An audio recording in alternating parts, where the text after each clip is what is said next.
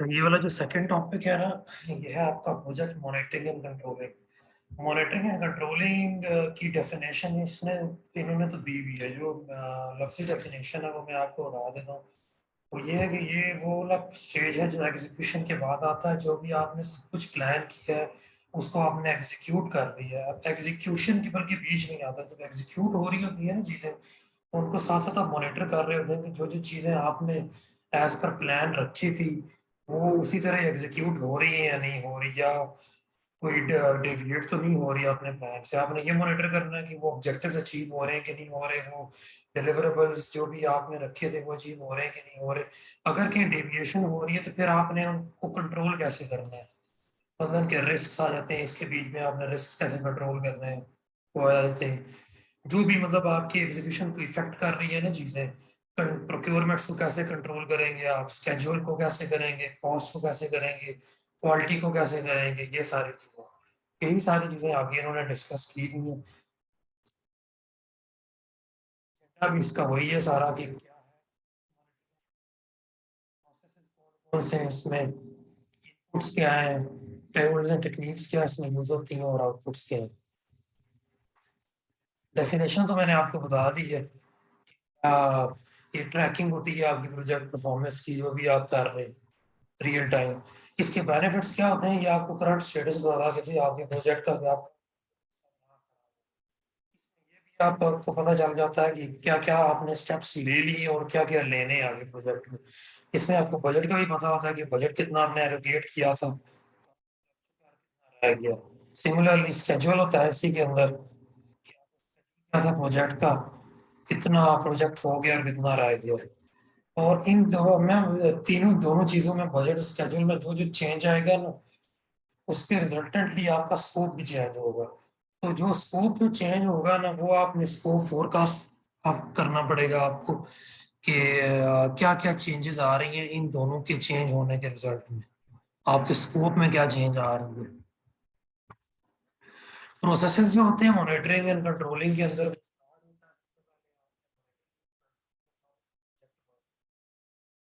आपने कंट्रोल करना होगा। इसमें क्या आती है, तीन चीजें होती है, ट्रैकिंग, रिव्यूइंग एंड रेगुलेटिंग।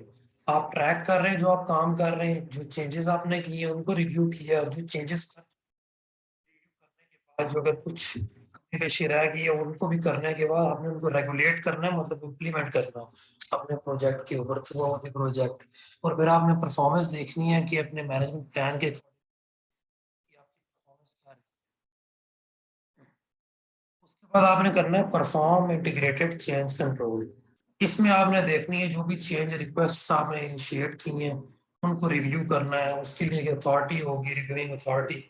आपने तो इनिशिएट कर दी है वैसी चेंज, लेकिन कोई इसको रिव्यू भी करेगा कि ये फिजिबल भी है कि नहीं, सेंसिबल भी है कि नहीं, फिर इसको अप्रूव करेगा। जब अप्रूव हो जाएगी तो फिर आपने उन चेंजेस को मैनेज करना है, क्योंकि वो इफेक्ट करेंगे आपके ऑब्जेक्टिव्स को, आपके डिलीवरेबल्स को। तो आप उनको कैसे मैनेज करेंगे, ये के बाद आपने जो सबसे पहला स्टेप है वो है स्कोप को वैलिडेट आपने करना। दो टर्मिनोलॉजीज होती हैं, वैलिडेशन और वेरिफिकेशन। वेरिफिकेशन होती है कि आपके पास एक सेट ऑफ डॉक्यूमेंट्स पड़े हुए हैं, उनको आपने रेफरेंस बना के अपने प्रोजेक्ट को देख रहे हैं, अपने काम को देख रहे हैं कि ये सही हो रहा है, ये नहीं हो रहा है। जो आपने स्टैंडर्ड रखा हुआ है, अपने बेस लाइन किया हुआ है, जो रखी हुई है ना रेफरेंस, उसके अकॉर्डिंग ये वेरिफिकेशन होगी। जो वैलिडेशन होती है उसमें एंड यूजर इन्वॉल्व होते हैं। एंड यूजर से मुराद के आपने काम कर लिया है, काम करने के बाद साइन ऑफ करने से पहले आपने अपने क्लाइंट को हैंड ओवर किया कि इसको टेस्ट करो, अपने जो भी कंसर्न्स वगैरह हैं वो बताओ, इश्यूज वगैरह बताओ। उसके बाद जब वो ओके कर देता है, साइन ऑफ कर देता है, तो फिर हम कहते हैं कि क्लाइंट ने स्कोप वैलिडेट कर दिया। उसके बाद कंट्रोलिंग में ना आपने डिफरेंट चीजें कंट्रोल इसमें करनी है। सबसे पहली चीज आपने करनी है कंट्रोल स्कोप। स्कोप के बाद स्केड्यूल कंट्रोल करना है, फिर कॉस्ट करनी है, फिर क्वालिटी, फिर रिसोर्सेज, देन प्रोक्योरमेंट्स कंट्रोल करनी है। इसमें दो चीजें जो है ना वो आपने मॉनिटर भी करनी है साथ साथ, स्पेसिफिकली मॉनिटर करनी है। एक तो आपने स्टेक होल्डर एंगेजमेंट को मॉनिटर करना है, दूसरा आपने रिस्क को मॉनिटर करना है जो भी आएंगे। अच्छा, हम जब से स्टार्ट करते हैं कंट्रोल स्कोप से।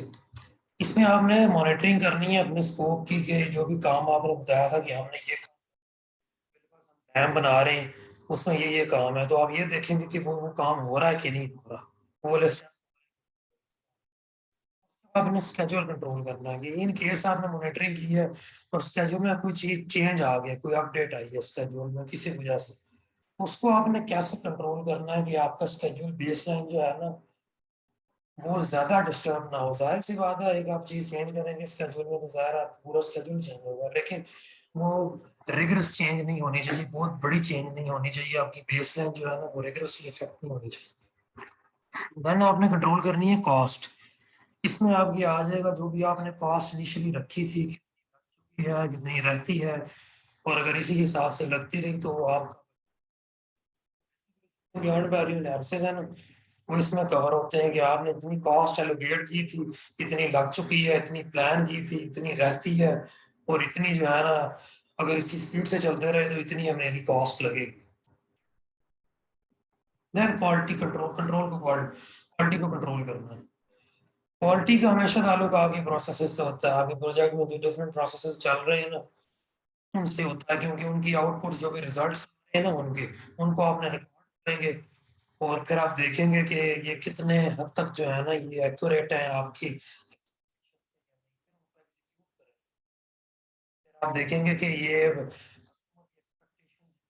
क्वालिटी के जो भी प्रोसेस है आपने क्वालिटी चेक्स लगाए हुए, ये कस्टमर के एक्सपेक्टेशंस को पूरा कर भी रहे हैं या नहीं कर रहे। नेक्स्ट चीज आपने रिसोर्सेज कंट्रोल करनी है। आपने ये मेक श्योर करना है कि जो रिसोर्सेज आपने प्लान में मेंशन की थी कि ये भी हमारी नॉन ह्यूमन रिसोर्सेज होंगी, ये ह्यूमन होंगी, वही फिजिकली प्रेजेंट है या नहीं। इन केस कोई कमी पेशी आई है तो उसको आप कैसे मैनेज करेंगे और कैसे कैटर करेंगे। फर्स्ट कोई रिसोर्स छोड़ के चला जाता है बीच में, बीमार हो जाता है, कोई नॉन ह्यूमन रिसोर्स खराब हो जाती है तो उसकी रिप्लेसमेंट वगैरह, इसको कैसे अपने बेस लाइन स्केड्यूल में आप इसको कंट्रोल करेंगे। और नेक्स्ट चीज है आपकी मॉनिटरिंग, स्टेक होल्डर एंगेजमेंट है, उसकी एंगेजमेंट को कि आपने किस हद तक इसको इन्वॉल्व करना है और किस किस जगह पे इसको एंगेज करना है। क्योंकि जो प्राइमरी इंटरेस्ट होते हैं वो स्टेक होल्डर के होते हैं, उसके इंटरेस्ट को अगर आप मीट नहीं कर रहे तो वो फिर आपका प्रोजेक्ट नहीं कंटिन्यू हो सकता। आपकी स्टेक होल्डर के थ्रू होनी है, उसके इंटरेस्ट मीट हो रहे होंगे तो वो फंडिंग करेगा, तो नहीं होगा। ये दो सबसे मुश्किल काम है। Number one monitoring stakeholder engagement, इसको मॉनिटर करना और उसको सेटिस्फाई करना, और नंबर टू अपने रिसोर्सेज को कंट्रोल करना। ये दो चीजें सबसे मोस्ट डिफिकल्ट होती हैं किसी प्रोजेक्ट में। अगला आपका है कंट्रोल मॉनिटरिंग जो रिस्क। किसी भी प्रोजेक्ट में डिफरेंट रिस्क आते हैं, कोई आप रिस्क असेसमेंट करने के बाद देखते हैं कि आपने देखा कि ये रिस्क हो सकते हैं, आपने प्लान बनाना है उनको आप कैटर कैसे करेंगे। फॉर एग्जांपल आपका कोई कॉम्प्लिकेटेड प्रोजेक्ट है और उसमें ट्रांसपोर्ट है केमिकल, तो उसमें आप रिस्क असेसमेंट के बाद आपको ये पता चला कि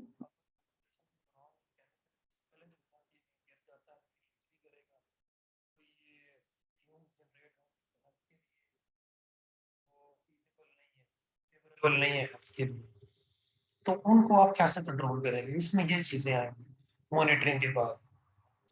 देन आपने कंट्रोल करनी है प्रोक्योरमेंट। इसमें आपने देखना कि आपका, क्योंकि प्रोक्योरमेंट आप कर रहे होंगे किसी एक्सटर्नल सप्लायर से, आपने ये देखना है कि आपका उसका रिलेशनशिप क्या है। आपने कॉन्ट्रैक्ट अपने रिलेशनशिप आपको मेंटेन करना है कि आपकी वो डीलिंग वगैरह खराब भी ना हो, तो क्योंकि उसकी भी मार्केट में नाम होगा, आपका भी मार्केट में नाम होगा।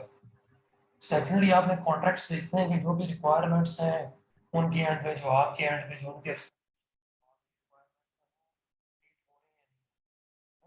चेंजेस इन केस ऑफ किसी भी सिचुएशन, जो चेंजेस आ रही होंगी ना वो प्रोक्योरमेंट को कैसे इफेक्ट करेंगे।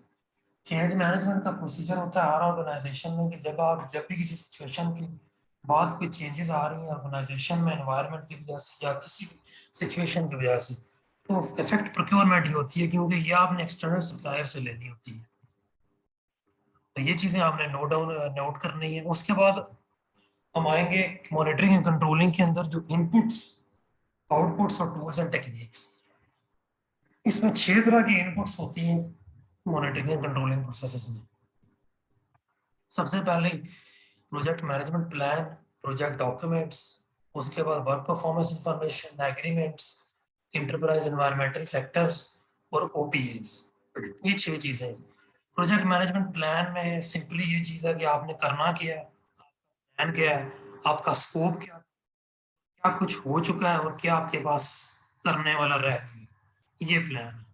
प्रोजेक्ट डॉक्यूमेंट्स में आपके जो है रिकॉर्ड्स आ जाएंगे, प्रीवियस कोई भी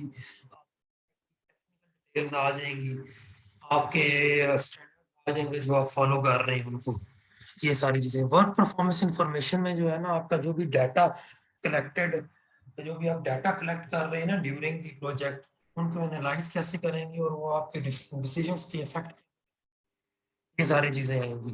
नेक्स्ट है एग्रीमेंट्स। एग्रीमेंट्स जो कि आपके होंगे दो तरह के लोगों के साथ। अगर आप एक्वायर कर रहे हैं तो लोगों के साथ आपके एग्रीमेंट होंगे, ह्यूमन रिसोर्स एक्वायर कर रहे हैं। नॉन ह्यूमन रिसोर्स एक्वायर कर रहे हैं तो आपके एग्रीमेंट होंगे सप्लायर्स के साथ।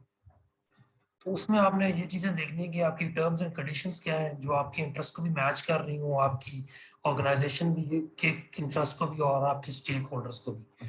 सेकेंडली आपने ये देखना है कि क्या क्या आइटम्स स्पेसिफाई, जो आपको आइटम्स चाहिए उनकी स्पेसिफिकेशन क्या है, इन केस कि आप बायर है। इन केस अगर आप सेलर हैं तो आपको ये पता हो कि जो आपके बायर ने आपके से क्या क्या रिक्वायरमेंट्स स्पेसिफाई। ये जरूरी नहीं है कि ये आप एक्सटर्नल सप्लायर से कोई चीज ले रहे हैं, आप किसी को सर्विसेज दे रहे हैं ना, तो आप सेलर हैं, अगला बायर है। मतलब आप प्रोजेक्ट किसी को बना के दे रहे हैं तो आप सेलर हैं, अगला बायर है। आपने ये चीजें नोट में रखनी है कि जो आपका बायर है उसकी रिक्वायरमेंट्स क्या है।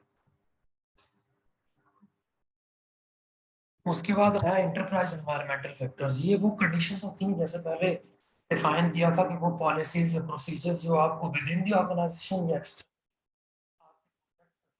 बट ये आपके कंट्रोल में नहीं होती, ये ऐसे फैक्टर्स। मसलन कि कोई स्ट्राइक हो गई, पॉलिटिकल स्ट्राइक हो गई, कोई सिट इन है, कोई धरना हो गया, तो ये आपके कंट्रोल में नहीं है। इसी तरह सैलाब आ गया, बारिशें शुरू हो गई, कोविड आ गया, कोई और बीमारी आ गई जिसकी वजह से आपको डिले करना पड़ रहा है, जो आपकी प्रोजेक्ट को इफेक्ट तो कर रहे हैं बाहर से भी और अंदर से, लेकिन आपके कंट्रोल में नहीं। देन आपकी ओपीएस है, ऑर्गेनाइजेशनल प्रोसेस एसेट्स। ये आपकी इसके जैसे पहले बताया था, आपकी ऑर्गेनाइजेशन की प्लान्स आएंगे, प्रोसेसेस आएंगी, पॉलिसीज आएंगी, नॉलेज जो स्टैंडर्ड आप यूज कर रहे हो वो सारे। उसके बाद अब आप टूल्स एंड टेक्निक्स में जाएंगे। जो टूल्स एंड टेक्निक्स, पहले एक्सपर्ट जजमेंट ये है कि जो भी आपकी मॉनिटरिंग कंट्रोलिंग प्रोसेस से जो भी इंफॉर्मेशन है ना, उसको आप इंटरप्रेट,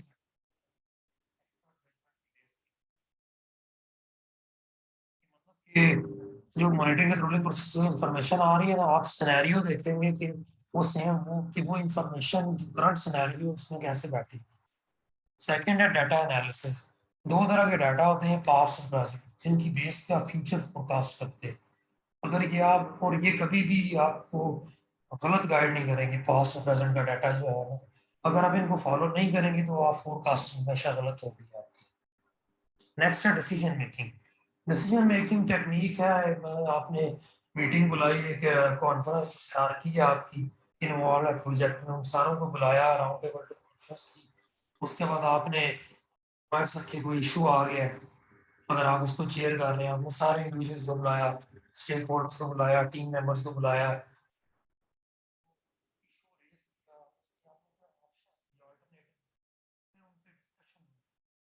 अल्टरनेटिव था वो वोटिंग के ऊपर डिसाइड हुआ, जिसके मैक्सिमम वोट होंगे, जिस अल्टरनेटिव के जो भी डिसीजन आपने लेने लगे वो फिर आप लेके फॉरवर्ड चलेंगे। देन आता है मीटिंग, कि आपने फेस टू फेस मीटिंग करनी है, फॉर्मल इनफॉर्मल होती है कि बकायदा एक मीटिंग का एजेंडा जनरेट होता है, एजेंडा के बाद मिनट्स ऑफ मीटिंग बनते हैं, आपने वो तरीकाकार फॉलो करना है, या एक मंथली मीटिंग होती है, या टेबल टॉक्स होती हैं, या फॉर्मल इनफॉर्मल टॉक्स होती हैं आपकी लंच के ऊपर, इस तरह की वो आपने करनी है, तो ये आपने डिफाइन करना है। फाइनली आपके जो आउटपुट्स है ना मॉनिटरिंग एंड कंट्रोलिंग के, वो आएंगे। इसमें आउटपुट्स क्या होंगे? सबसे पहला आउटपुट है आपकी चेंज रिक्वेस्ट। चेंज रिक्वेस्ट में आप कंपेयर करेंगे जो एक्चुअल रिजल्ट्स है ना, जो आपकी आ गए रिजल्ट एग्जीक्यूशन के बाद, उनको आप कंपेयर करेंगे जो रिजल्ट्स आपने प्लान किए हुए थे शुरू में, सेकेंडली आपकी वर्क परफॉर्मेंस रिपोर्ट है, इसमें आप ये देखेंगे कि जो भी रिजल्ट्स क्या कैसे रिजल्ट्स हैं, वो जा रहा है, नीचे जा रहा है, या क्या शेप है उसकी। थर्ड है आपकी मैनेजमेंट प्लान में जाहिर सी बात है जब आप चेंजेस करेंगे, किसी भी सिचुएशन में से चेंज आया, आपने चेंज रिक्वेस्ट इनिशिएट की है, वो अप्रूव हो गई, उसके बाद आपकी लाजमी आपके प्लान के किसी भी पार्ट पे वो चेंज। आखिरी है आपकी प्रोजेक्ट डॉक्यूमेंट का अपडेट, इसमें क्या क्या चीज़ें अपडेट होंगी, जाहिर सी बात है जब आपने चेंजेस किए हैं तो सबसे पहले आपका अपडेट होगा, सेकेंडली स्केड्यूल अपडेट होगा, तो आप कॉस्ट फोरकास्ट करेंगे कि ये काम मैं कर चुका हूँ इतने पैसों में और ये रह गया तो कितना कॉस्ट और मुझे चाहिए होगी। देन इन दोनों की बेस के ऊपर आप एक वर्क परफॉर्मेंस रिपोर्ट बना सकते हैं दोबारा, पहले जो काम चल रहा था उसकी परफॉर्मेंस रिपोर्ट ये थी, अभी जो काम होगा इसकी रिपोर्ट परफॉर्मेंस ये होगी। देन आप इश्यूज देखेंगे कि जो पहले इश्यूज आपने डिफाइन किए हुए थे कि ये इश्यूज हो सकते हैं जो कि रिस्क थे, तो उनको इश्यूज भी कहा जाता है।